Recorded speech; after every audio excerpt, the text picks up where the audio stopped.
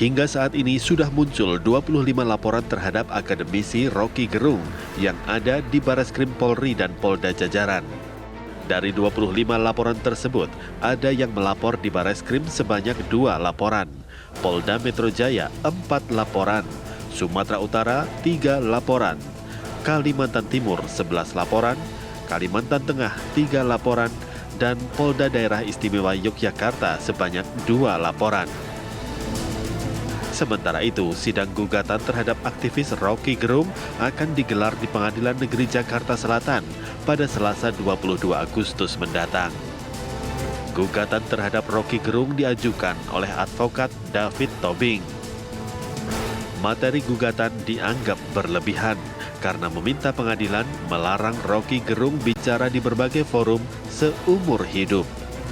Namun penggugat menyebut gugatannya relevan agar tidak terjadi perpecahan. Menyusul rentetan pelaporan terhadap dirinya, Rocky Gerung telah memberikan klarifikasi dan menyampaikan permintaan maaf atas perselisihan yang timbul akibat kasus ini. Kasus ini akan berlanjut menjadi kasus hukum. Oke, saya terima kasus itu.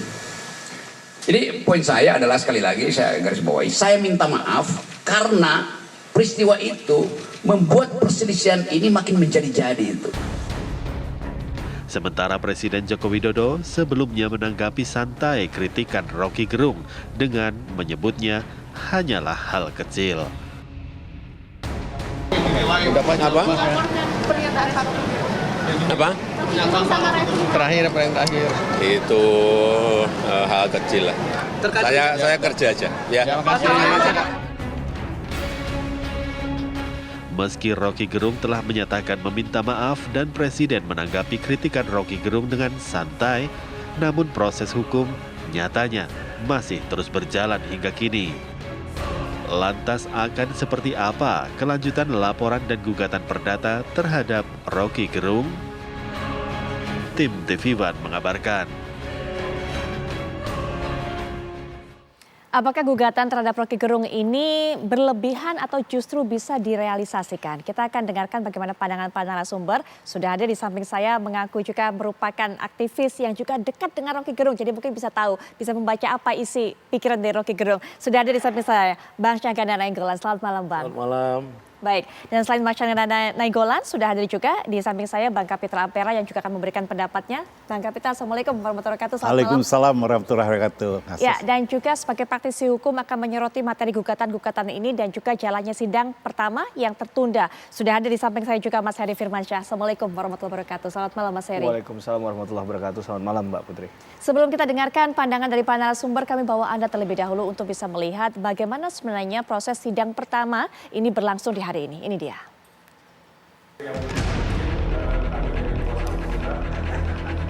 Pengadilan Negeri Jakarta Selatan menggelar sidang perdata kasus perbuatan melawan hukum dengan tergugat akademisi Rocky Gerung hari ini.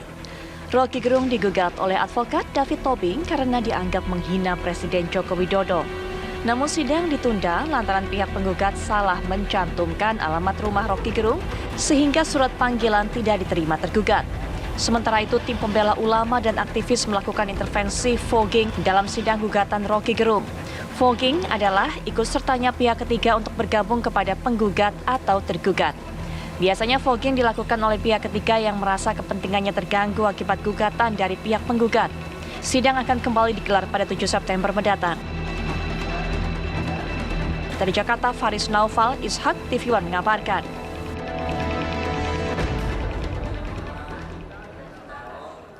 Saya akan kembali bacakan dengan detail, dengan jelas supaya semakin clear semuanya apa yang digugat oleh David Tobing kepada, kita tahu Rocky Gerung ini, yaitu poin kedua, menghukum tergugat untuk tidak menjadi pembicara, kemudian juga narasumber wawancara baik monolog maupun dialog di berbagai acara yang diselenggarakan di suatu tempat, televisi, radio, seminar-seminar, universitas dan melalui media elektronik YouTube, Instagram, Threads, TikTok, Twitter, Facebook, Zoom, Google Meet, Microsoft Teams, dan sejenisnya selama seumur hidup. Berlebihankah Bang Syahganda? Ya, dari sisi hukum saya nggak tahu, mungkin Pak Kapitra nanti yang paham ya apakah itu bisa seorang menggugat seperti itu ya. Tapi dari sisi kehidupan berpikir itu absurd sekali. Karena gini, itu kan kita sudah melihat sejarah ada Galileo dulu. Galileo itu mengkritik ketika bumi dikatakan mengitari matahari. Dia bilang bumi yang mengitari matahari. Dia kemudian dihukum mati. Kemudian ada lagi Socrates. Socrates itu pro demokrasi, dihukum mati. Ternyata orang yang menghukum mati seratusan tahun kemudian tuh diperlihatkan bahwa mereka salah gitu loh. Jadi filosof-filosof itu seperti Rocky Gerung, memang dia itu punya kemampuan penerawangan ya. Kalau orang tradisional itu kayak paranormal ya. Kalau orang agama itu mungkin habib-habib besar apa segala gitu ya. Tapi kalau seperti Rocky Gerung memang, kalau saya kan pembaca ya, saya senang baca filsafat, macam-macam filsafat saya baca. Memang Rocky Gerung ini salah satu kebanggaan Indonesia ya. Dia ini seorang filosof. Jadi jangan dimatikan pikiran dia. Ya bahkan bulan Maret lalu Hakim Agung itu ya, Mahkamah Agung mengundang Rocky Gerung ceramah di ratusan hakim-hakim tinggi.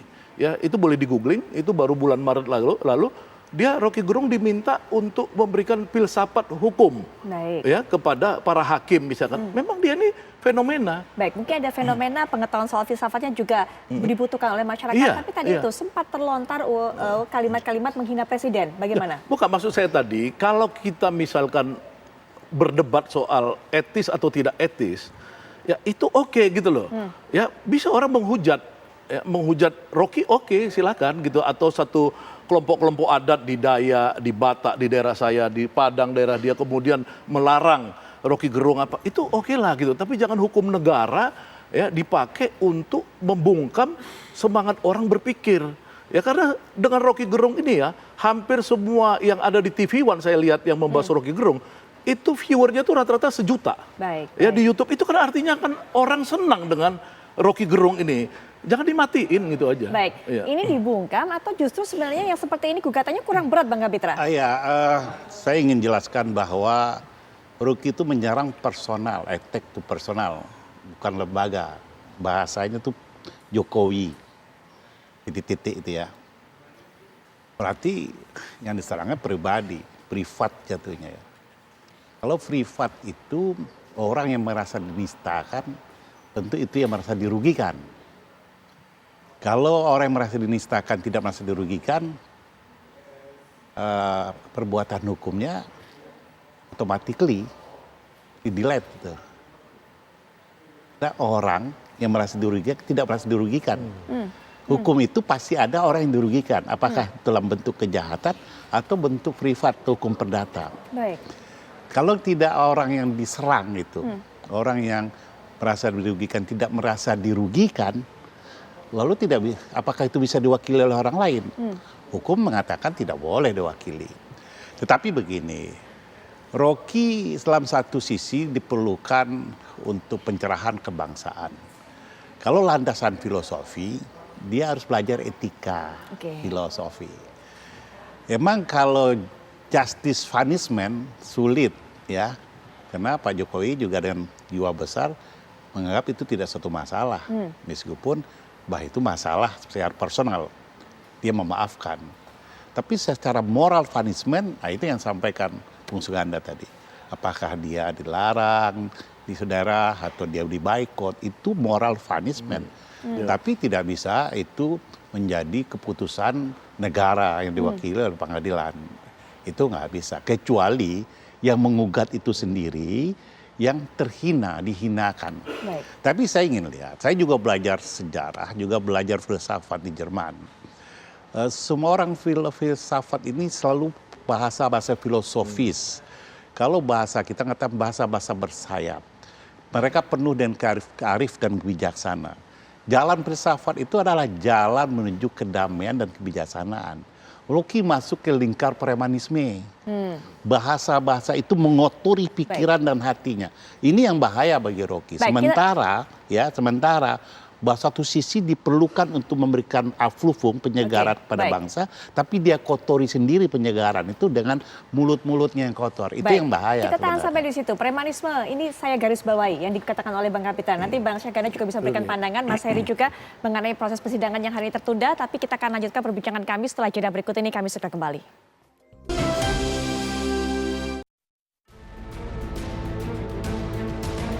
Hingga saat ini sudah muncul 25 laporan terhadap akademisi Rocky Gerung yang ada di Bareskrim Polri dan Polda Jajaran. Dari 25 laporan tersebut, ada yang melapor di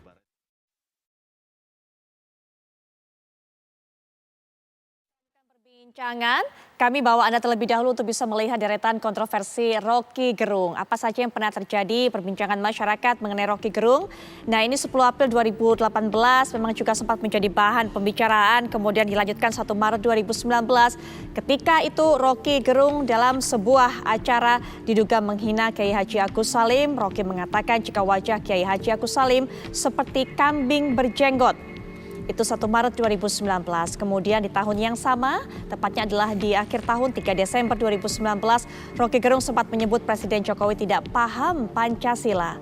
Lalu deretan kontroversi apa lagi yang terjadi? 1 Agustus 2023 ini yang kemudian menjadi bahan perbincangan kita yang digugat juga sudah masuk 25 gugatan. Kalau Anda tadi sudah dengarkan dari berbagai daerah, Rocky Gerung mengkritik kebijakan Presiden Jokowi terkait pembangunan Ibu Kota Negara atau IKN di Kaltim. Menyebut Presiden Jokowi dengan kata-kata tidak pantas. Kita tahu sejauh ini memang respon dari Presiden Jokowi seperti dikatakan oleh Bang Kapitra menganggap bahwa hal ini hal kecil, tidak mengganggu kinerja dari Presiden Jokowi. Tapi kemudian gugatan pribadi ini bagaimana melihat gugatannya, Mas Henry? Ya, saya pribadi memang belum tahu detail ya. Apa kemudian yang bicara, kalau bicara gugatan perdata itu kan ada posita, ada petitum ya Mbak ya. Kalau posita itu berarti dia bicara dalam konteks itu ada dasar hukum dan dasar faktanya apa. Nah kalau kita lihat tadi kan sudah disebutkan aturan tertulisnya undang-undang. Ada berkaitan dengan Undang-Undang HAM 39 tahun 1999. Juga ada Undang-Undang Dasar 1945. Padahal kalau kita bicara di Undang-Undang Dasar 45 juga kita nggak boleh melupakan pasal 28 kan Mbak. Pasal 28 Undang-Undang 1945 kan menyatakan kemerdekaan berserikat, berkumpul, mengeluarkan pikiran, lisan, tulisan dan sebagainya kan ditetapkan oleh undang-undang. Maka mungkin agak jauh menariknya ke sana begitu kan. Yang terakhir adalah bicara tentang petitum. Tadi bagian yang menghukum tadi bahwa Pak Rocky Gerung itu diharapkan untuk tidak lagi menjadi pembicara dalam hal yang tadi sudah disebutkan dalam gugatannya. Nah, menurut saya pribadi kasus ini kan berjalan secara linear ya. Ada 2 perbuatan melawan hukum yang coba dikedepankan. Kalau yang sekarang kita bicarakan dalam konsepsi lapangan hukum perdata, bicara tentang kerugian. Nah, ini yang kemudian perlu untuk digali lebih jauh. Sebagai yang mengajukan gugatan ini legal standingnya apa? Itu yang mungkin di awal-awal akan diteliti lebih jauh oleh majelis hakim yang memeriksa perkara ini. Apakah legal standing itu memenuhi atau tidak, dan unsur kerugian mana yang kemudian dianggap memenuhi dalam konteks itu ya. Karena kalau kita bicara dari kasusnya, ini kan bahkan sudah ada laporan pidana.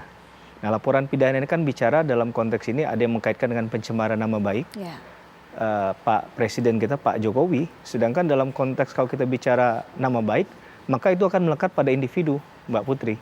Bukan melekat pada orang lain. Karena kalau dirugikan secara nama baik, pencemaran nama baik, maka itu melekat langsung kepada si individu yang bersangkutan. Betul. Bahkan tadi benar saya mengaminkan apa yang disampaikan oleh Bang Kapitra, Bang saya, dia katakan bahwa ini tidak bisa untuk kemudian diwakilkan kepada yang lain, khusus untuk pidana. Nah dalam hal keperdataan pun kan yang jadi pertanyaan dari legal standingnya apa, begitu ya.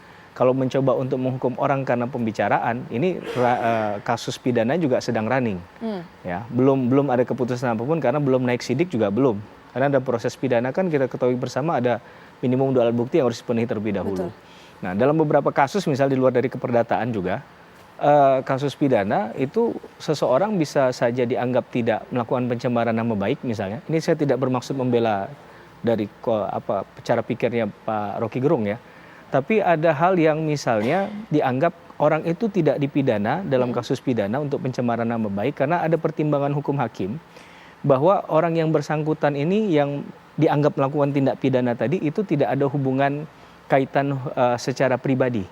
Jadi tidak mengenal secara pribadi orang yang dia bicarakan. Yang kedua bentuknya adalah protes murni. Nah yang ketiga kita akan melihat kapasitasnya dia dalam menyampaikan ini apa. Nah itu dalam konsepsi pidana. Dalam konsepsi perdata tadi sudah saya jelaskan bicara tentang adanya kerugian begitu ya. Kita harus melihat dari posita dan petitum. Sayangnya saya belum baca utuh begitu ya apa posita petitum yang diajukan begitu. Kita ini harus bisa membedakan dengan tegas antara mengkoreksi dan memaki. Ini Rocky memaki. Rocky Bukan koreksi ya Bang ya? Ya, bukan. Banyak sekali koreksi-koreksi Rocky disetujui oleh banyak orang. Tapi kalau ini Rocky lost control, ya. Rocky tidak menunjukkan lagi dia sebagai seorang pemikir, intelektual, ya, atau cendekiawan. Tapi dia lebih mengikuti emosi dia sebagai orang yang tidak berpendidikan, tanda kutip. Orang yang tidak punya kepintaran. Ini disebut dalam bahasa filsafat banality of evil. Dia justru melihatkan kedangkalan berpikirnya dengan bahasa-bahasa kotor begitu. Baik. Ini untung Pak Jokowi itu juanya besar. Oke, baik. Dimaafkan karena bagaimanapun ini kan masyarakatnya, warga negaranya. Tetapi kalau Pak Jokowi maaf, dulu ada presiden kita tersinggung, dia lapor ke Polda, dihukum itu orang yang menghina. Ini dimaafkan, tapi jangan Rocky tidak mengkoreksi dirinya sendiri. Baik, Bang. Ya, karena begini, harus ada juga hukum, tapi hukuman sosial harus diberikan pada Rocky, tapi bukan dengan cara kekerasan, melakukan kekerasan. Itu menambahkan masalah. Artinya bisa saja memboikot ya ceramah-ceramahnya sebagai suatu pembelajaran. Ya, baik. Ya, Mas Syahganda tadi sudah dikatakan Bang Kapitra, di awal tadi dikatakan tidak ada etikanya, premanisme, tadi bahkan juga disebut. Makanya gini, kan apa yang dilakukan oleh Rocky ini disebut dalam teori ilmu, ya beliau kan doktor juga ya, jadi kan kita harus merefer pada ilmu ya. Itu ada yang disebut desakralisasi, dekonstruksi, dan lain-lain. Nah itu dilakukan Jokowi juga saat ini. Ketika Jokowi membuat istana yang selama ini sakral, dilakukan desakralisasi dengan joget-joget di istana, undang dangdut koplo ya, lalu ini sekarang joget-joget pakai lagu rungkat dan lain-lain. Ini kan dia mau melakukan desakralisasi yang dulu zaman Soeharto apa semua sakral kan gitu. Nah, Rocky juga sebenarnya mau melakukan desakralisasi ya, bahwa presiden itu ya tidak bebas kritik. Etikanya di mana? Sampai di mana? Sampai di mana etikanya? Yaitu yang Rocky lempar ke masyarakat. Apakah masyarakat nanti menghukum dia? Ya seperti tadi Bung Kapitra bilang ada masyarakat di daerah adat yang membekot dan lain-lain. Itu silakan aja. Saya pikir bagus ya. Yang penting jangan menggunakan tangan negara ya untuk menghukum dia. Ya karena ini kan kebebasan berpendapat ini memang pelajaran buat kita ya. Pasca Pak Harto itu demokrasi ini memang mahal. Baru sekarang kita belajar demokrasi. Baik. Ya konsolidasi demokrasinya belum terjadi. Ya tapi jangan langsung kita terjebak seolah-olah ini Rocky udah bilang melawan etis, preman apa enggak? Menurut saya Rocky ini memang filosof besar gitu loh. Baik, ya. Menurut saya ya, saya mengenal Rocky itu dari zaman 80 ketika kita sama-sama melawan Soeharto. Saya itu orang aktivis jalanan, Rocky pemikir. Justru saya dari dulu sebenarnya lihat dia begitu hebat. Nanti gitu kita lanjutkan kembali. Bang Kapitra bisa diberikan pandangan. Jadi tetap kok ada etikanya juga dan juga bukan premanisme. Tapi nanti Bang Kapitra kita akan kembali setelah jeda berikut ini. Kita akan lanjutkan perbincangan. Bang Kapitra, dikatakan oleh Bang Syahganda tidak ada itu kemudian yang disampaikan oleh Rocky Gerung bertentangan dengan etika, apalagi kemudian masuk dikategorikan sebagai premanisme. Tapi banyak juga Bang Kapitra, ini masyarakat yang mengatakan sebaiknya Rocky Gerung sudah ditangkap. Termasuk yang setuju Bang Kapitra? Oh iya, saya sangat terkejut dan setuju waktu itu Rocky ditangkap.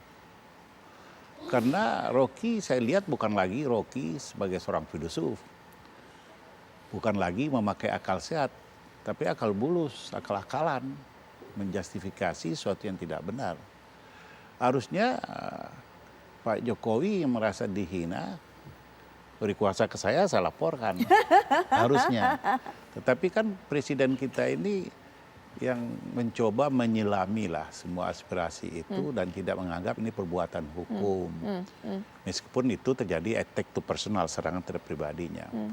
Saya katakan dalam peristiwa itu Rocky betul-betul dangkal, betul-betul berpikir tidak normatif. Karena kalau orang cerdas itu menyampingkan emosinya dan mengedepankan otak dalam rangkaian-rangkaian kalimat. Kalau preman emosinya dulu. Oke. Iya kan? Itu bedanya. Nah, dia ototnya dulu, emosi Tapi kalau dulu. emosi itu nggak ada konteks ya. Rocky itu ada konteks. Ya, katakan ada konteks sebagai intelektualnya. Dan Rocky itu nggak pernah hidup di dunia preman. Ya, Nggak pernah. tapi perilaku itu yang bahaya, apalagi kalau hidup di dunia preman. Nggak pernah. Kalau dia hidup di dunia preman, kita bisa maklumi. Dia tidak pernah hidup di dalam dunia preman, tapi cara perilakunya, bahasa dia itu lebih jahat dari bahasa preman. Ya, karena menurut Rocky, perbuatan Pak Jokowi ini adalah kejahatan berat. Iya, Yang itu oleh siapa? Oleh MH Ainun Najib pada bulan Januari tahun ini disebut sebagai Fir'aun. itu harus dibuktikan. Ya kan? Praduga itu. Tapi PDIP waktu itu tidak meributkan si MH karena MH ini dekat sama PDIP. Bukan. Sebentar, Bang, Kita kita tidak dengarkan bisa. dulu. Silakan. Kita tidak bisa jadi hakim sendiri. Kalau itu ke crime, ya katakanlah extraordinary crime, kejahatan luar biasa, harus ada pembuktiannya. Tidak semua orang bisa menjadi hakim memvonis orang lain. Ya, kalau itu kejahatan, bawa dong ke ranahnya. Ranah ketatanegaraan itu ada, ya, ranah ke perdata ada, pidana ada, PT UN ada. Itu namanya kita berbangsa. Tapi kalau kita berbahasa premanisme, itu bahasanya seperti itu. Baik, Bang Kapitra. Ya, bahasa-bahasa yang tidak pantas disampaikan pada publik. Pada septic tank aja nggak pantas itu disampaikan bahasa itu. Apalagi kepada manusia. Nah, ini yang bahaya. Nah, bahaya sebenarnya bahasa yang disampaikan. Nah, jadi ada tiga ya. Orang-orang ilmu pengetahuan itu mengenal tiga ciri gini. Satu namanya teori. Teori itu misalkan teori relativitas Einstein. Itu diakuin seluruh dunia bahwa itu benar. Ya. Tidak ada pembuktian.